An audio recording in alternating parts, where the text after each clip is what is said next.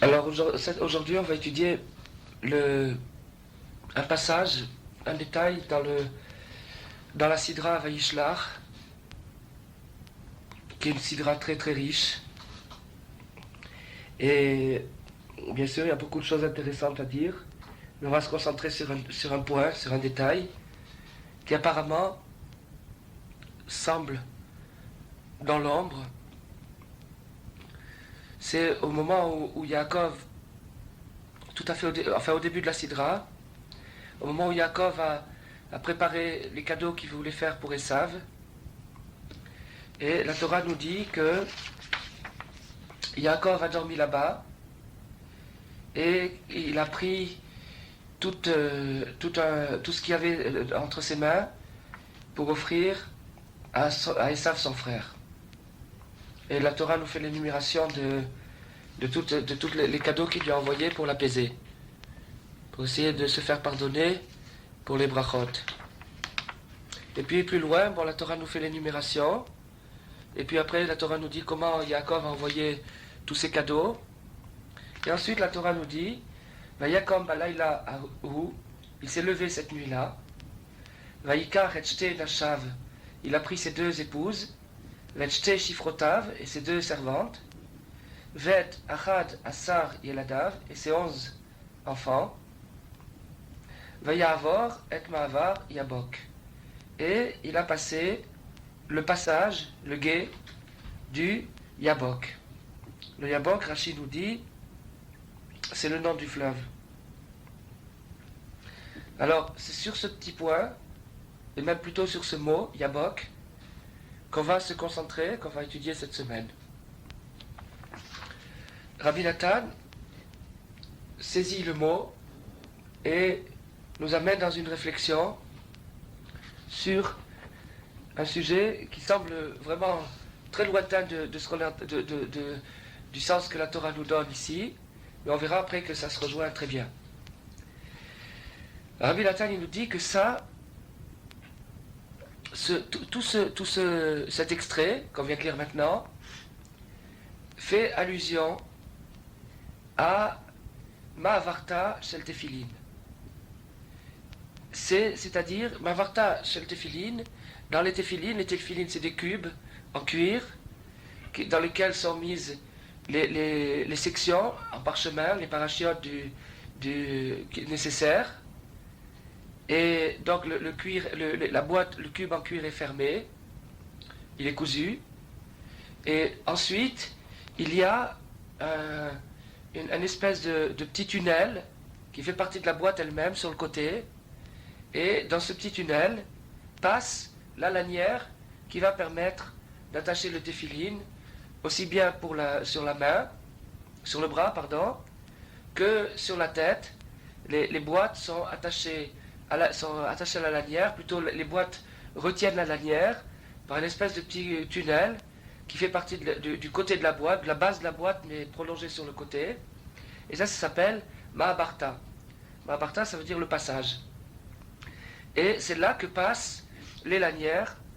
Et Rabbi Nathan nous dit, nous rappelle ce qui a été découvert dans les ouvrages du Harizal, dans la Kabbalah, que ce passage-là, c'est-à-dire ce tunnel dans lequel passe la lanière des téphilines, fait allusion justement au Ma'avar Yabok, au passage du Yabok.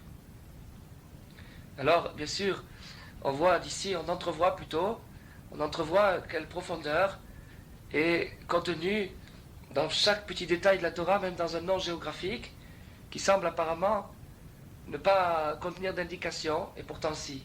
Et maintenant, on va prolonger ces indications, et on va voir que c'est encore plus profond que ce qu'on s'imaginait.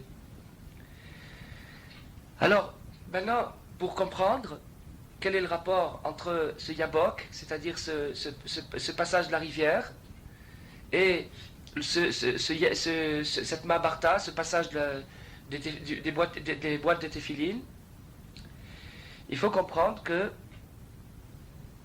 les téphilin contiennent toute la pensée et les mochines, la pensée juive dans son développement le plus pratique. Ça signifie que il y a dans les téphilines une puissance que la personne qui met les téphilines expérimente dans l'immédiat. Alors, pour s'expliquer encore plus clairement, ça veut dire que il y a, si vous voulez, par exemple, quand on a déjà donné cette parabole, cette image, mais on peut encore la répéter parce qu'elle s'applique très bien aujourd'hui. On prend n'importe quel appareil, et un appareil électrique, c'est le meilleur exemple, et on se rend compte que si l'appareil contient toutes les pièces, toutes les données, alors il fonctionne. Et les téphilines, c'est aussi un appareil. Et si les téphilines contiennent toutes les données, toutes les pièces requises, à ce moment-là, ils fonctionnent. Et quel est leur fonctionnement? C'est l'esprit. C'est-à-dire d'amener de l'esprit, de donner une charge, une force spirituelle à la personne qui les met. Bon, maintenant, cette charge spirituelle, elle est évoquée par la forme des téphilines qui est cubique. Et donc la forme cubique, d'abord, a 6 facettes qui représentent les six dimensions de l'espace, nord, sud, est, ouest, haut et bas.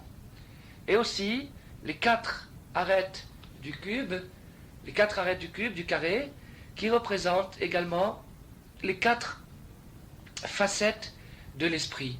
Les 4 facettes de l'esprit sont Chorma, qui est la face totalement théorique, Bina, qui est la théorie déjà développée, Da'at, qui est l'union, la synthèse entre la théorie et le développement, et Kol Melacha, c'est-à-dire l'application pratique et tangible de la théorie.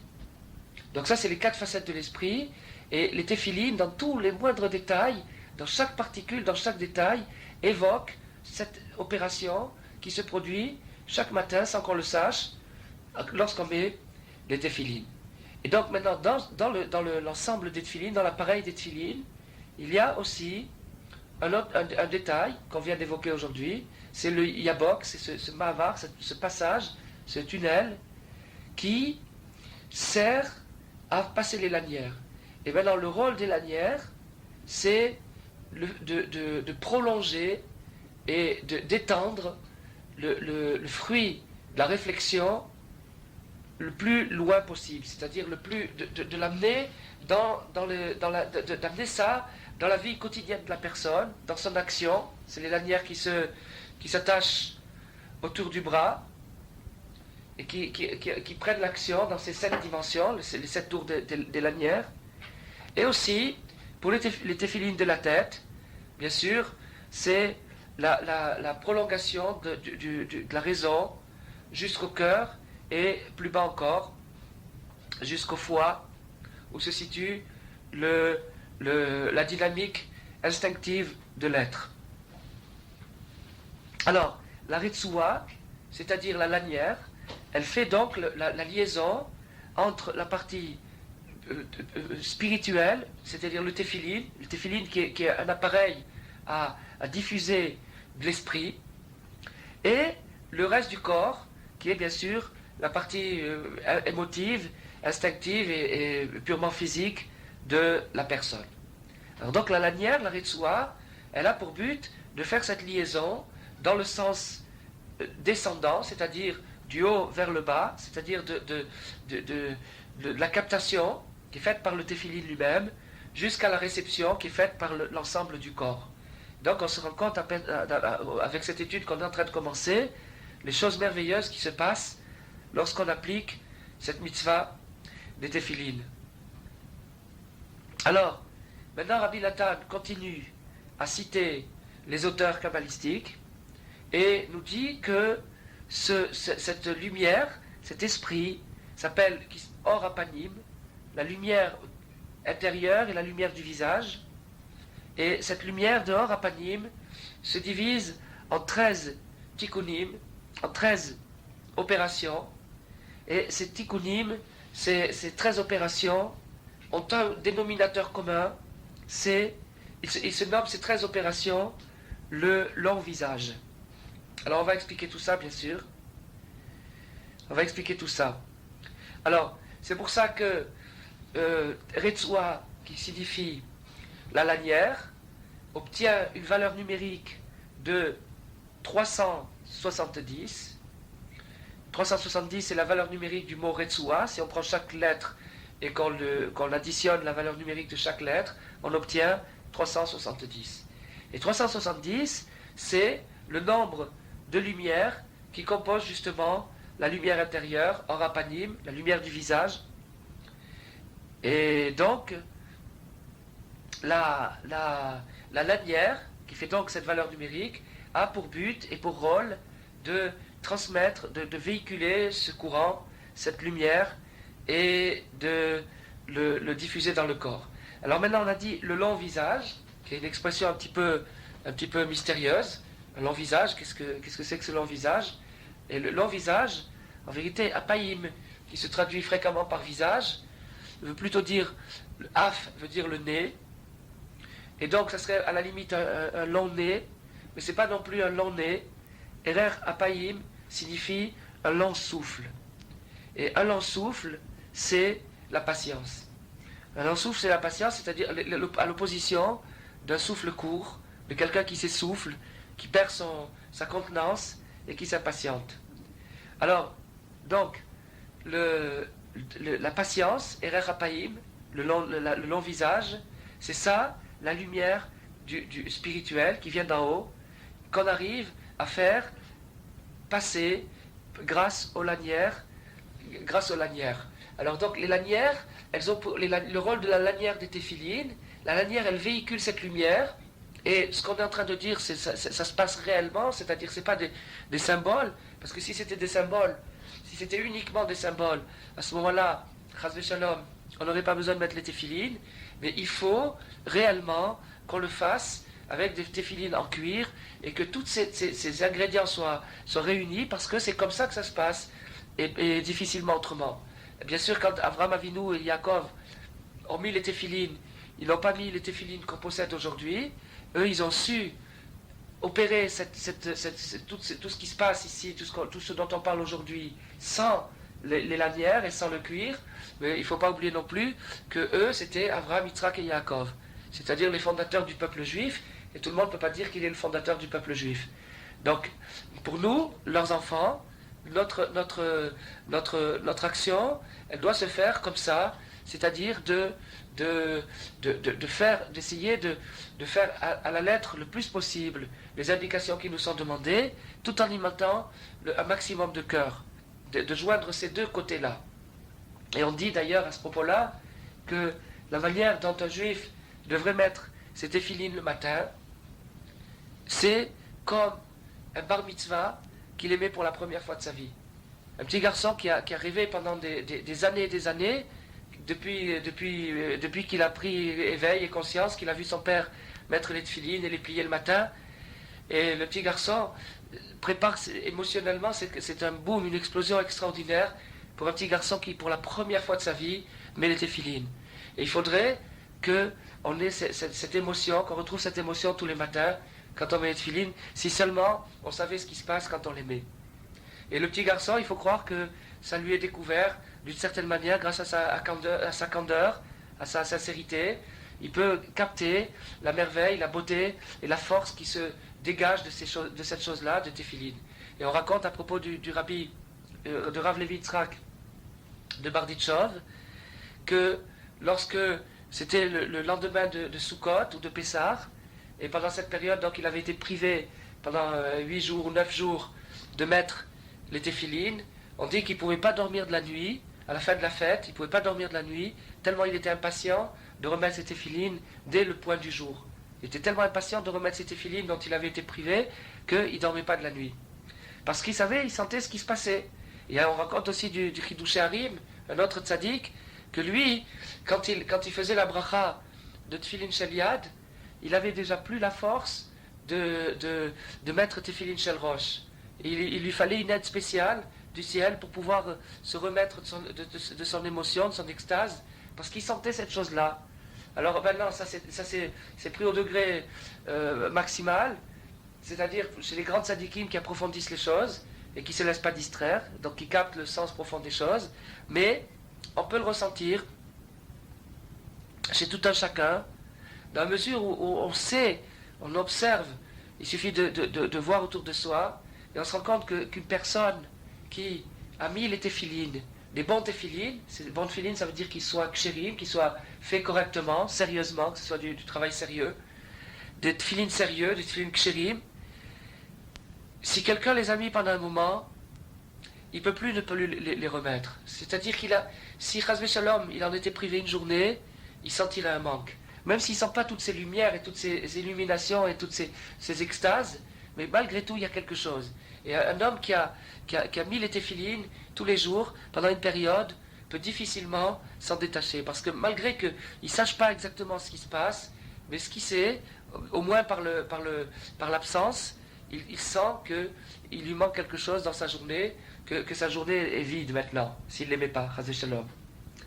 Alors, maintenant, Rabbi Nathan nous explique que donc, le rôle de la lanière, c'est de communiquer, de diffuser, de propager l'esprit élevé, c'est-à-dire le long visage, qui est la vertu, la qualité de patience, de propager ça dans le reste du corps, et que grâce à ça, ça adoucit et ça annule la mauvaise lanière.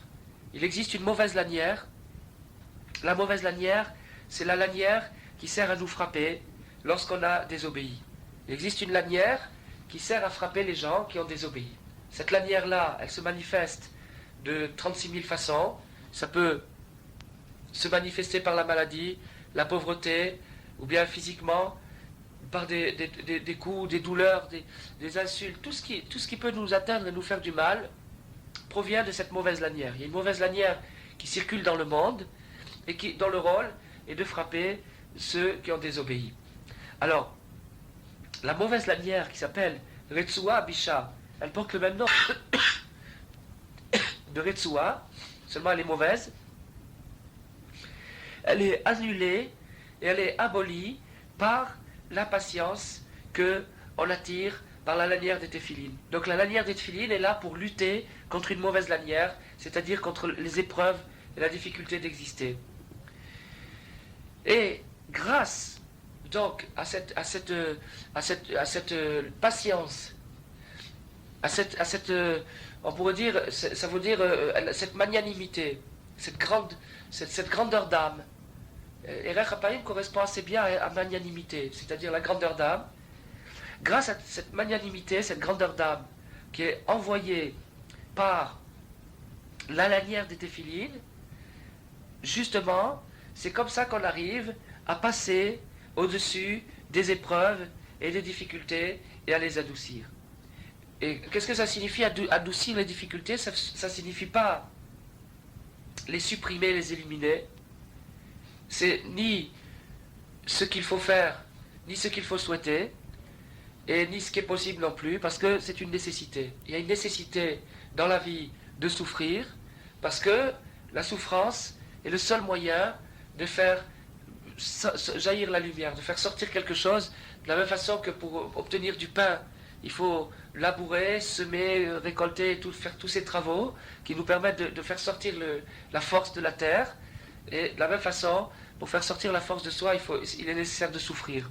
Mais par contre, ce qui n'est pas nécessaire, c'est l'amertume qui va avec la souffrance. L'amertume qui va avec la souffrance, c'est-à-dire tout ce qui colle à l'épreuve et qui n'est pas l'épreuve elle-même. Mais tout l'écrasement, l'angoisse et l'amertume qui accompagnent la souffrance, ça, on peut s'en dispenser, on pourrait s'en passer. Et surtout, lorsque cette angoisse et cet écrasement devient une cause de rétractation, c'est-à-dire que la personne se rétracte et démissionne de ses efforts et se décourage parce que la souffrance l'écrase. Alors ça c'est vraiment dommage, parce qu'à ce moment-là, il y a double perte. Première perte, c'est que la personne souffre, et deuxième perte, c'est que sa souffrance est totalement inutile, c'est-à-dire qu'elle ne lui sert pas à avancer. Et au contraire, elle la freine, ça devient un handicap dans sa progression. Alors ça c'est vraiment malheureux, et c'est ça le vrai malheur, c'est ça le fond du problème. Le fond du problème, c'est quand la souffrance devient accablante et quand elle devient paralysante.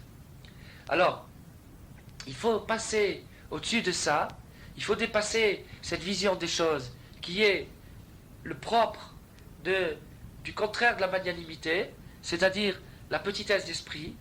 Lorsqu'une personne se trouve dans une petitesse d'esprit, dans un esprit petit, mesquin, alors à ce moment-là, c'est là où la souffrance étouffe cette personne et la paralyse lui empêche de réagir et de se relever, et à ce moment-là, la souffrance devient une cause d'abandon. Pour adoucir ça, pour passer au-dessus de ça, il faut l'opposé de ça, c'est-à-dire un long souffle. Il faut acquérir un long souffle. Et à ce moment-là, quand le long souffle, il est projeté par la lanière des téphilines. Alors, à ce moment-là, les souffrances n'ont plus la force de nous annuler, de nous paralyser, de nous mobiliser, et on en arrive à endurer, c'est-à-dire à subir la souffrance d'une manière courageuse, sans se laisser atterrer par le problème. Sans être atterré, sans être cloué par le problème, on arrive à se restructurer, à se réorganiser au fond même du problème, et on fait avec ce qu'on a. Avec les éléments qui sont autour de nous, on essaye de s'arranger et de se reconstituer un patrimoine de ce qu'on peut, avec ce qu'on a autour de soi, sans profiter de l'excuse que nous fournit la souffrance. C'est le cas, par exemple, d'une histoire d'un chassid qui pendant que sa femme était tombée malade, il avait donc à s'occuper des enfants le matin, à les lever. Et ce chassid avait l'habitude de faire sa prière, de faire une longue prière le matin. Et donc ce petit drame dans sa maison est venu mettre court à sa prière, puisqu'il ne pouvait plus faire sa prière 3-4 heures comme il avait l'habitude, puisqu'il devait s'occuper des enfants. Alors qu'est-ce qu'il faisait? Il se levait encore plus tôt, et il commençait à mettre son talit et ses tefilines, et à commencer à faire sa prière. Et quand arrivait l'heure où les enfants se réveillaient, il enlevait calmement son talit et ses tefilines, il les posait dans un coin, et puis il allait s'occuper des enfants, il leur donnait leur biberon, il leur lavait les mains, il leur faisait faire modéani, il leur donnait leur biberon, et il les habillait, et puis après, quand les enfants étaient prêts, eh bien, il retournait à son talit et ses tefilines, et il les remettait, et il repartait pour la fin de la prière. Alors que n'importe qui d'autre à sa place, qu'est-ce qu'il aurait fait? Puisque je dois m'occuper des gosses, tant pis pour le talit et les tefilines, je les mets dans le tiroir, et on verra demain, sans même prendre soin de les plier. Voilà ce qu'un homme accablé aurait fait à sa place. Et lui, il ne s'est pas laissé accabler, il avait une souffrance, il avait une douleur, sa femme était malade, il devait s'occuper des petits-enfants. Et bien, il a pris calmement, patiemment, et grâce à ça, il a pu continuer. Alors, c'est-à-dire, dans ça, ce principe-là qu'on est en train de voir, ça s'appelle l'extension du souffle, et grâce à ça, on arrive à affronter toutes les choses qui pourraient nous essouffler, et tous les obstacles du monde qui peuvent nous arriver. Alors, donc maintenant, l'attitude que prend une personne patiente, une personne qui a reçu cette lumière de Téphilim, cette lumière qui circule par la Retsoua, une personne patiente, qu'est-ce qui se produit?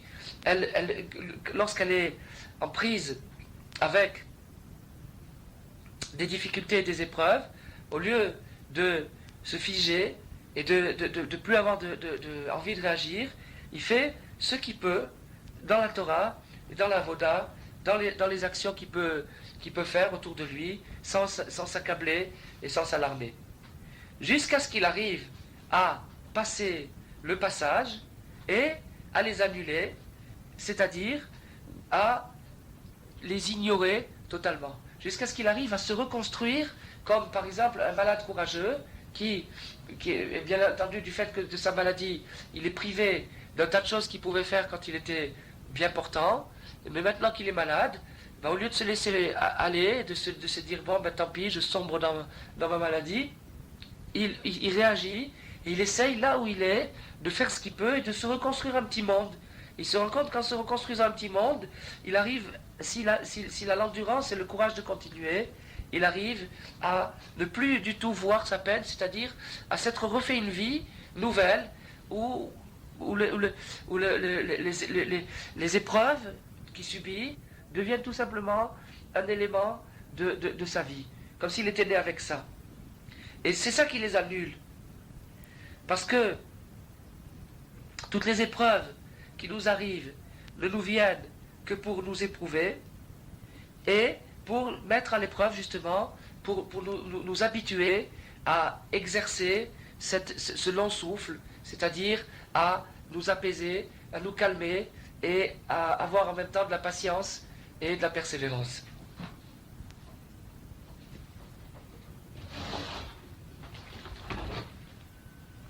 C'est-à-dire que la patience, c'est-à-dire d'endurer la souffrance, et la persévérance, c'est de ne pas baisser les bras.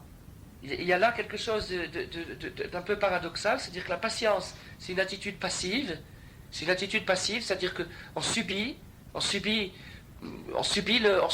endure le coup, et la persévérance, c'est qu'on réagit tout en subissant. C'est-à-dire qu'on ne se révolte pas contre l'épreuve, mais on ne veut pas non plus que l'épreuve nous coupe de ce qu'on aurait pu faire, au moins avec ce qui nous reste. Ça s'appelle la persévérance.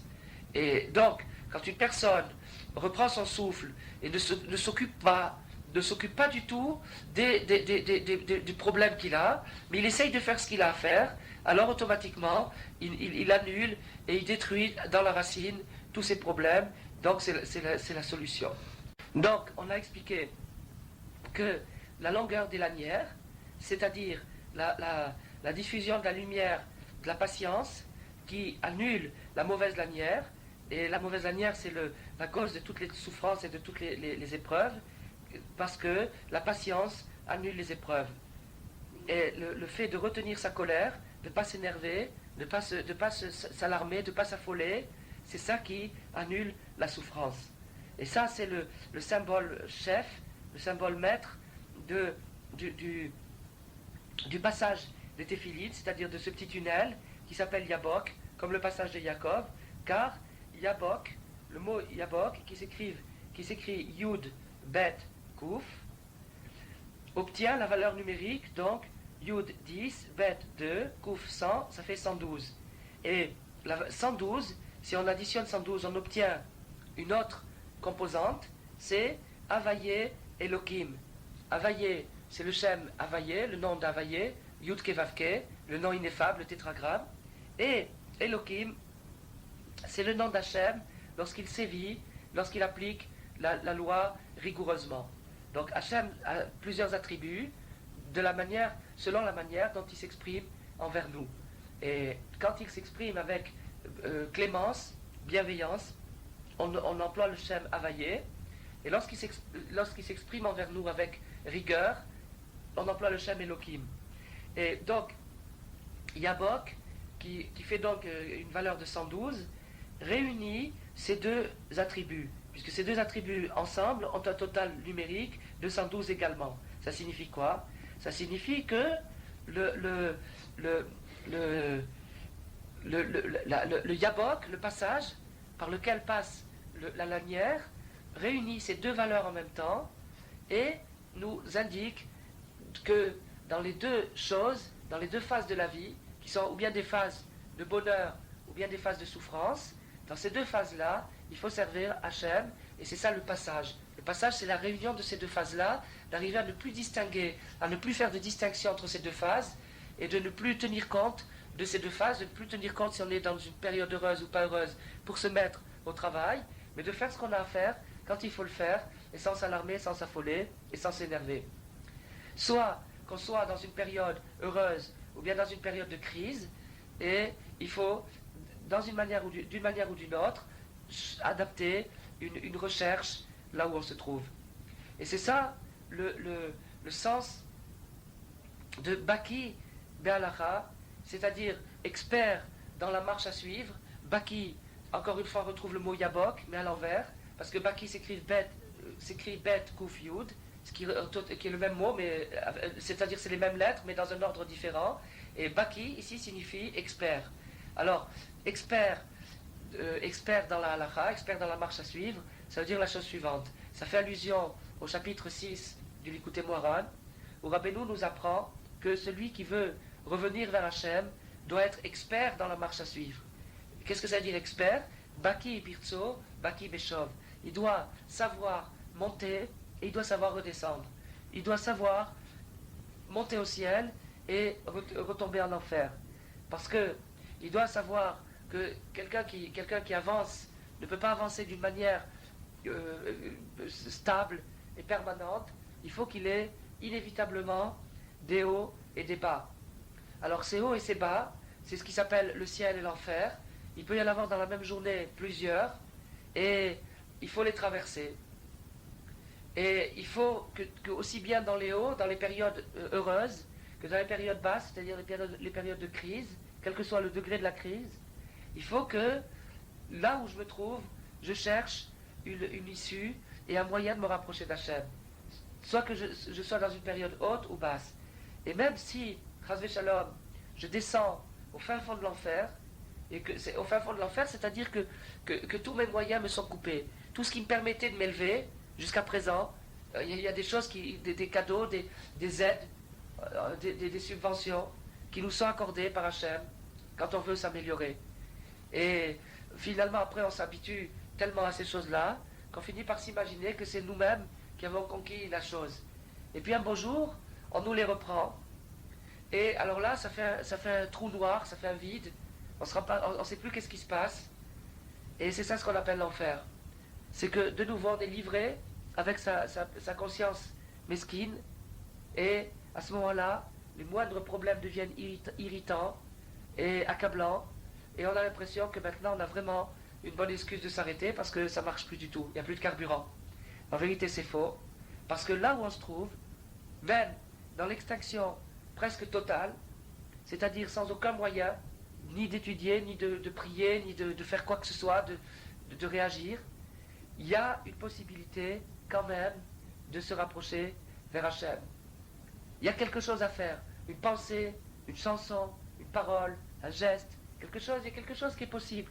Il y a quelque chose qui est possible, à condition de ne pas s'affoler. À condition de ne pas s'affoler.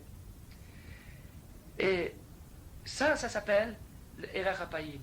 C'est-à-dire arriver à garder son calme dans les périodes d'extinction et ne pas s'angoisser, ne pas se dire ça y est, c'est fini, c'est cuit, j'ai tout perdu, je n'ai pas su garder cette chose-là, et de dire bon, ben maintenant tant pis, je vais donner libre cours à tout le reste.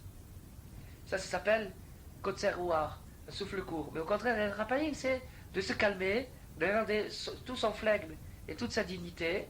Et c'est avec ce flegme et cette dignité, avec ce calme, qu'on arrive justement à déceler un petit détail dans le décor qui nous permet de raccrocher. Et ça, c'est une chose qui doit nous accompagner toute la vie. Et à ce moment-là, une personne qui a ça, qui apprend cette connaissance, alors jamais elle tombera. Parce que n'importe où elle se trouvera, elle trouvera toujours quelque chose à faire. Elle trouvera toujours un moyen de s'élever, de se rapprocher d'Hachem. Et n'importe où il se trouvera, maintenant supposons par exemple qu'il était vraiment, parce que souvent c'est une pure illusion, c'est une imagination pessimiste qui nous fait croire qu'on a tout perdu, mais en vérité on n'a pas perdu.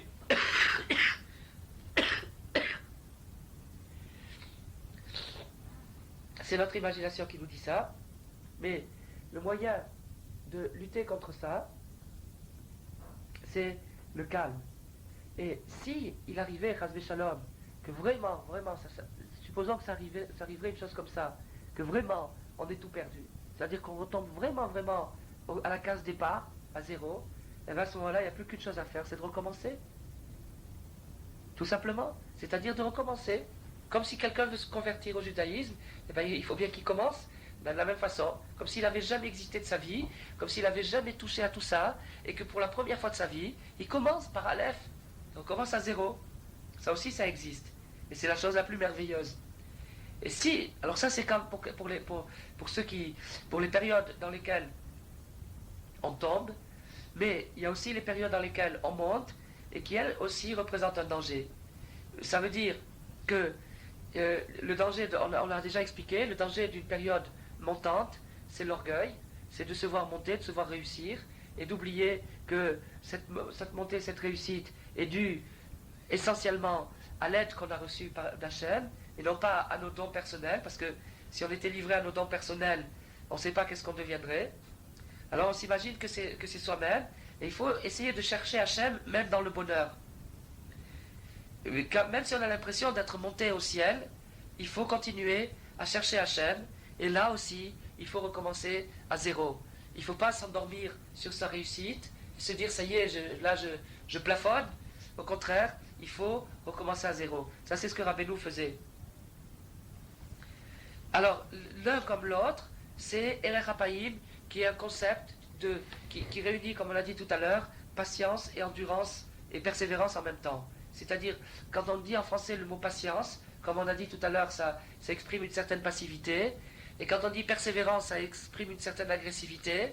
Et les deux sont vrais, réunis dans le même mot. Il y a un côté passif et un côté agressif simultanément qui s'appelle Erech HaPaïm en hébreu. Et ça, c'est le rayonnement, le bienfait de la mitzvah des téphilines. Ça, on y arrive par les téphilines. Et c'est ça, ce passage, ce tunnel de Yabok, ce passage par lequel passe la lanière et qui indique Baki, c'est-à-dire la connaissance de la vie, l'expérience du bonheur et l'expérience des crises, les deux expériences. Alors, on a dit aussi que Yabok avait une valeur numérique de Havaye Elohim, c'est-à-dire des deux attributs, l'attribut de clémence et l'attribut de rigueur, parce que c'est grâce à ce passage, c'est-à-dire qui symbolise la patience et la persévérance en même temps, c'est grâce à ce passage qu'on arrive à envisager avec le même calme d'esprit, aussi bien le bonheur que la crise, aussi bien la clémence que la rigueur, aussi bien les beaux moments de la vie que les moments difficiles, quand on monte ou quand on descend. D'une manière ou d'une autre, il faut servir Hachem, quelle que soit notre situation, que ce soit une situation heureuse ou pas heureuse, il faut se calmer et ne pas se décourager et ne pas se fatiguer et ne pas se refroidir sur son envie de progresser parce qu'on a rencontré une crise ou parce qu'on a rencontré une réussite. Quels que soient les aléas, il faut persévérer et il faut patienter. Alors ça c'est une des leçons des téphilines, une des leçons principales des téphilines, c'est-à-dire une charge de patience tous les jours. Et c'est ça qui est indiqué par les lanières et grâce auxquelles on arrive à résister à la pression des souffrances et des épreuves de la vie et des confusions qui viennent de la mauvaise lanière justement.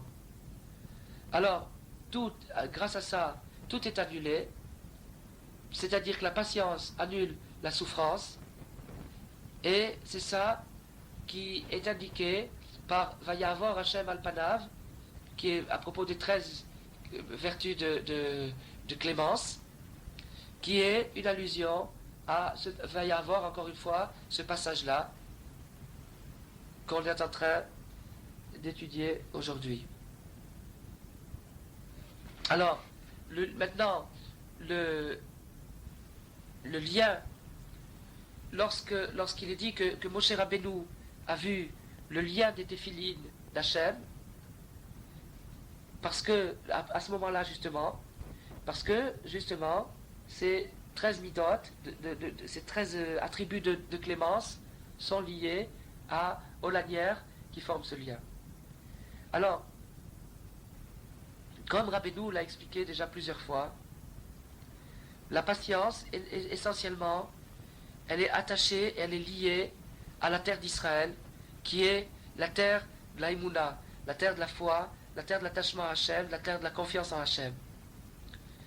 Et c'est pour ça que le texte qui est inséré à l'intérieur des boîtes de Téphilines parle de la terre d'Israël et parle de la Emouna.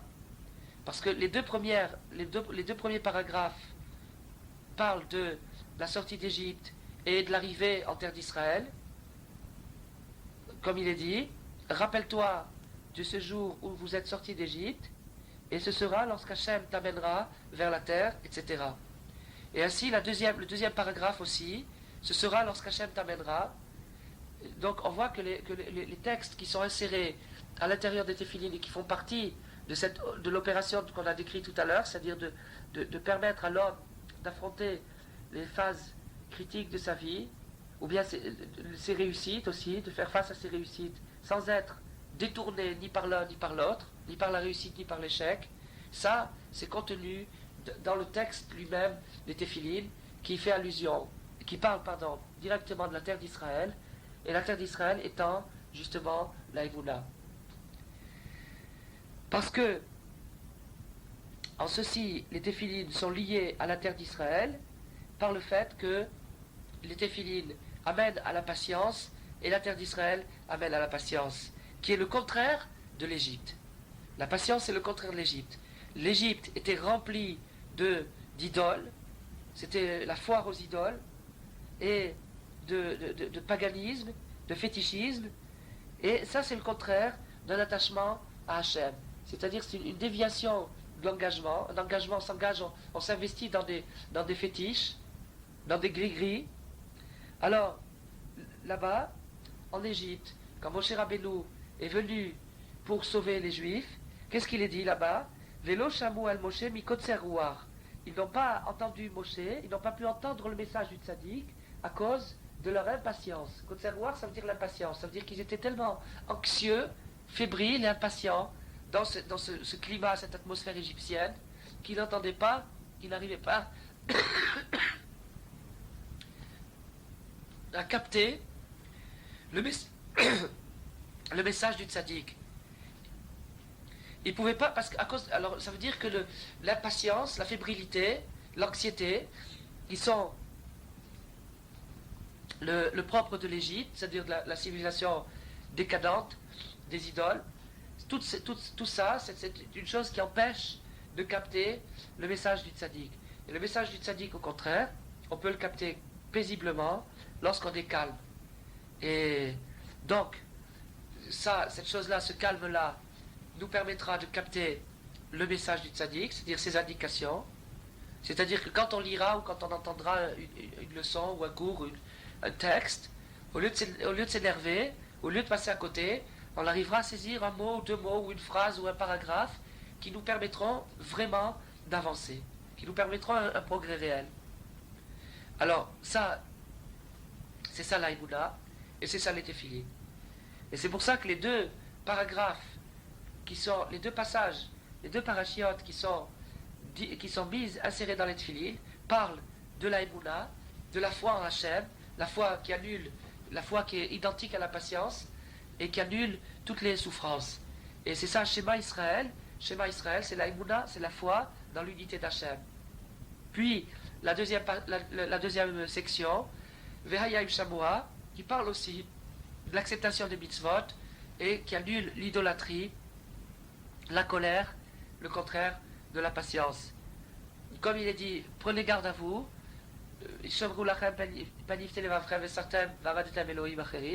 prenez garde à vous de peur que votre cœur se laisse séduire et que vous vous écartiez, que vous serviez des divinités étrangères, vechara af.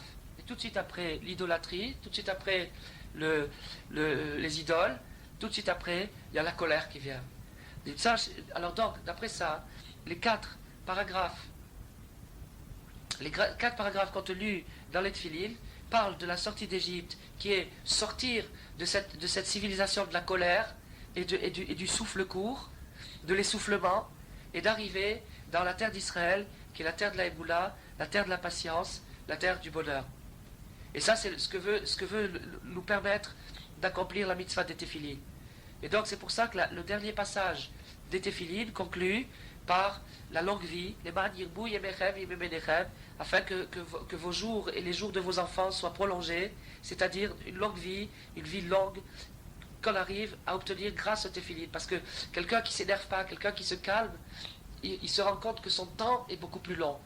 Quelqu'un qui est pressé, qui est anxieux, on dit un proverbe, nous sommes pressés, allons lentement. Et ce proverbe, il veut dire que quand on est pressé, la meilleure chose à faire, c'est de se calmer et d'aller un petit peu plus lentement. Parce que si on se précipite, on passe à côté de ce qu'il faut faire, on perd la tête, et on n'arrive pas à faire ce qu'il faut faire. Et donc, Yirbou Yemerem, c'est-à-dire l'extension du temps, d'avoir une vie plus longue, ça veut dire que le temps de vie qui nous est imparti, il soit vécu plus richement, plus intensément. Et ça, c'est seulement possible grâce à la patience. C'est-à-dire, plus quelqu'un est calme, et plus il s'apaise, plus il fait les choses avec réflexion, posément, plus son temps devient riche et intense, et il arrive dans la même durée à faire beaucoup plus qu'un autre qui s'excite et qui s'énerve. Parce que la vie, essentiellement, dépend de la respiration, et la respiration, une bonne respiration, c'est la patience. Quelqu'un qui sait respirer, il sait attendre, et il sait persévérer. Donc, alors ça, c'est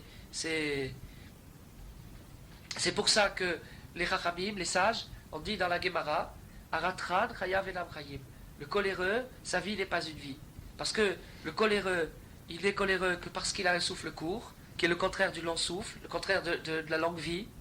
Et l'essentiel de la vie, c'est d'étendre sa respiration, de respirer calmement et de faire les choses posément avec simcha.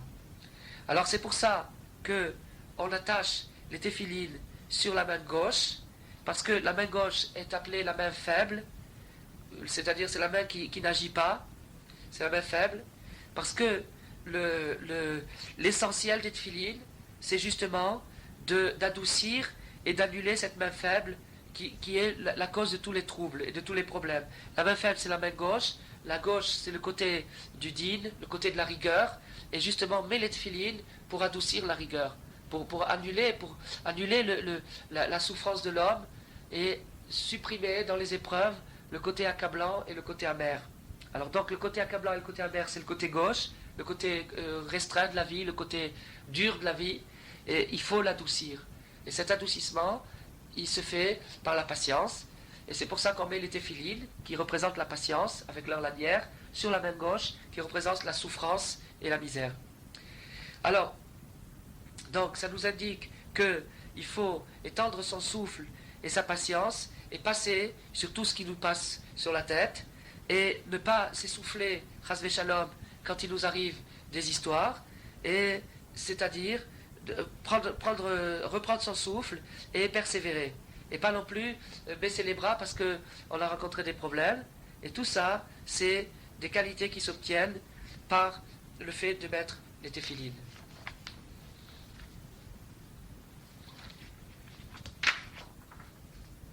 Alors, ce qu'on a étudié aujourd'hui, c'était un extrait du Likutei Halachot, les Halachot Ilchot Téphilin, Halacha He, et on a pris à partir du paragraphe Yud Aleph dans le Likutei Halachot, où Rabbi Natan là-bas continue à expliquer d'une manière merveilleuse tous les symboles et toutes les allusions qui sont contenues dans la mitzvah de Tfilin.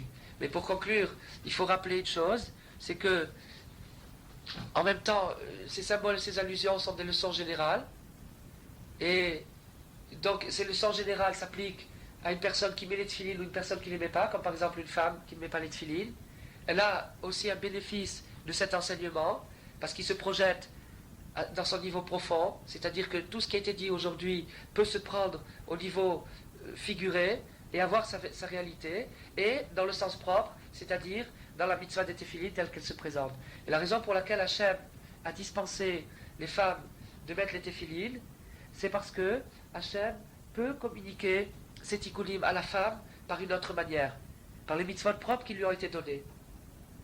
Et donc elle n'a pas besoin de cet apport pour compléter sa neshama et pour arriver à la patience dont elle a besoin. Seulement ce qu'elle a besoin, c'est l'enseignement du tzaddik, c'est-à-dire ce qu'on a étudié aujourd'hui, qui est un extrait de Likutei Halachot, que Hachem nous donne le mérite de recevoir de l'apaisement, de la patience, une bonne respiration et une longue vie. Amen.